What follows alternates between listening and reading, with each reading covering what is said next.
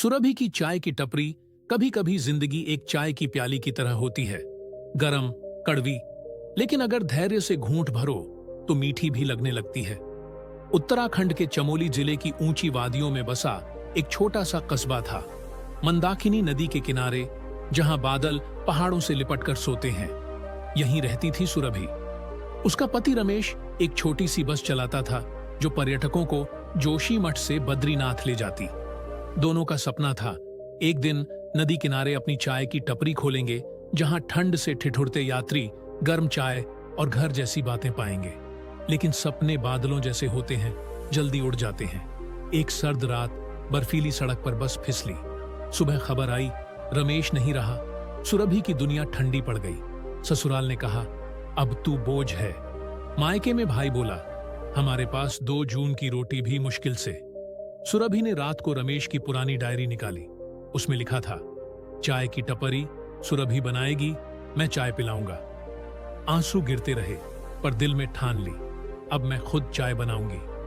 अगली सुबह वह एक पुराना केतली, 2 गिलास, चाय पत्ती और चीनी का डिब्बा लेकर नदी किनारे पहुंची। एक चट्टान पर पत्थर की चूल्ही बनाई।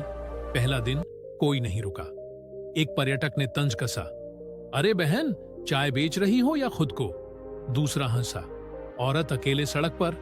सुरभि के हाथ कांपे, लेकिन उसने चूल्ही नहीं छोड़ी। शाम को सिर्फ एक बूढ़ा तीर्थयात्री रुका। उसने चाय पी, 2 सिक्के रखे और बोला, बेटी, मेहनत करने वाली की चाय में स्वाद होता है। रात को ठंड में कांपती सुरभि ने खुद से वादा किया, कल फिर आएंगी।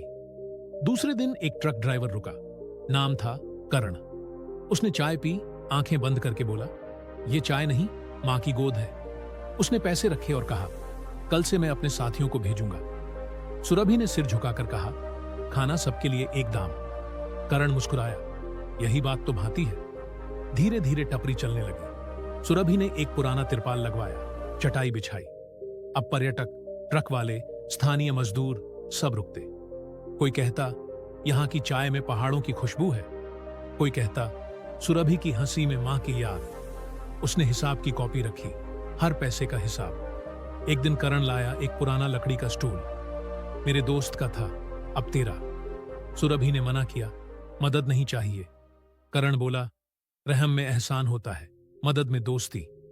उसने स्टूल रख दिया, लेकिन जैसे जैसे नाम बढ़ा, जलन भी बढ़ी। गांव की औरतें फुसफुसाती, देखो, दिन रात मर्दों के बीच। कोई ससुराल गया, तुम्हारी बहू चाय की टपरी चलाती है, रात को भी वहीं रहती है। ससुर बोले, वो अब हमारी नहीं। सुरभि को सुनाई देता, पर वह चूल्ही पर झुकी रहती। हर शाम वह नदी किनारे दिया जलाती और रमेश की फोटो देखकर कहती, देखो, तुम्हारा सपना सांस ले रहा है। एक दिन तूफान आया, चूल्ही बुझी, तिरपाल उड़ा, करण भीगा हुआ आया। सुरभि, मैं सोच रहा हूं, लोहे की छत लगवा दे। सुरभि बोली, तू हर मुश्किल का हल निकालता है। करण मुस्कुराया, तू हर मुश्किल को हल बनाती है। धीरे धीरे दोनों के बीच समझ बनी। करण सलाह देता, सुरभि हिसाब रखती। लेकिन अफवाहें नहीं रुकी। कोई बोला, करण की रखैल है। कोई बोला, रात को टपरी पर क्या होता है। बात गांव के प्रधान तक पहुंची। उसने सुरभि को बुलाया, देख, गांव की इज्जत दांव पर है। सुरभि बोली, इज्जत चाय बेचने से नहीं, झूठ बोलने से जाती है। एक रात कुछ लोग आए, हंसते हुए बोले, करण कहां है, तेरा यार नहीं आया? एक आगे बढ़ा। सुरभि ने लोहे की चिमटा उठाई, एक कदम और तो सिर फोड़ दूंगी। वे डरकर भागे, लेकिन जाते जाते धमकी दी, देख लेना। अगले दिन टपरी तहस नहस थी। चाय पत्ती मिट्टी में, गिलास टूटे। करण आया, सन्न। किसने किया? सुरभि बोली, वही समाज जो औरत की मेहनत से डरता है। करण बोला, फिर बनाएंगे? सुरभि बोली, नहीं, अब ये टपरी सिर्फ चाय नहीं, आवाज बनेगी। उसने नया बोर्ड लगवाया, सुरभि की चाय, मेहनत की चुस्की, इज्जत का स्वाद। नीचे लिखा, जो औरत झुकती नहीं, वो पहाड़ हिला देती है। अब औरतें भी आने लगी। कोई बेटी को लाती, देख, मेहनत क्या होती है। एक दिन अखबार वाला आया, सुरभि जी, आपने समाज से कैसे लड़ा? सुरभि बोली, मैं समाज से नहीं लड़ी, सच के साथ खड़ी हुई। लेकिन सफलता की आग में करण का दिल जलने लगा।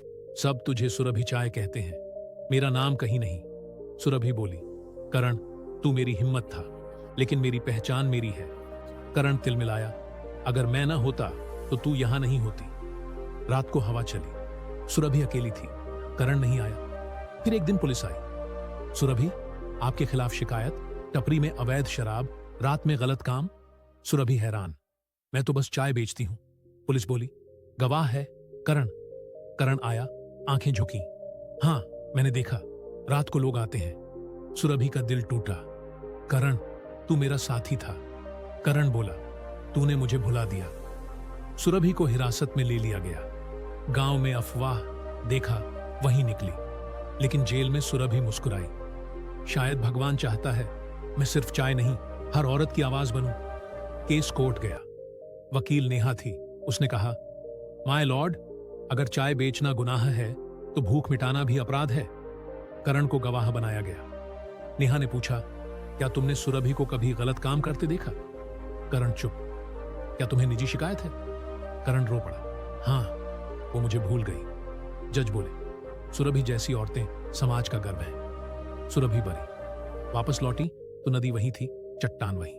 उसने चूल्ही जलाई। लोग झुककर सलाम करने लगे। बोर्ड पर नया लिखा, सुरभि की चाय, इज्जत की चुस्की, हिम्मत का स्वाद। एक शाम करण आया। सुरभि, मैं हार गया, मैंने तुझे दर्द दिया। सुरभि बोली, तूने मुझे गिराया नहीं, उड़ना सिखाया। मैं तुझे माफ करती हूं, क्योंकि नफरत का बोझ मैं नहीं ढोंगी। करण चला गया। सुरभि ने दिया जलाया। लौ हवा में डोलती रही, पर बुझी नहीं। सुरभि अब सिर्फ एक नाम नहीं, वो प्रतीक है हर उस औरत का जो चाय की भाप में अपने सपने सेकती है और इज्जत की चुस्की से दुनिया को जवाब देती है। समाप्त।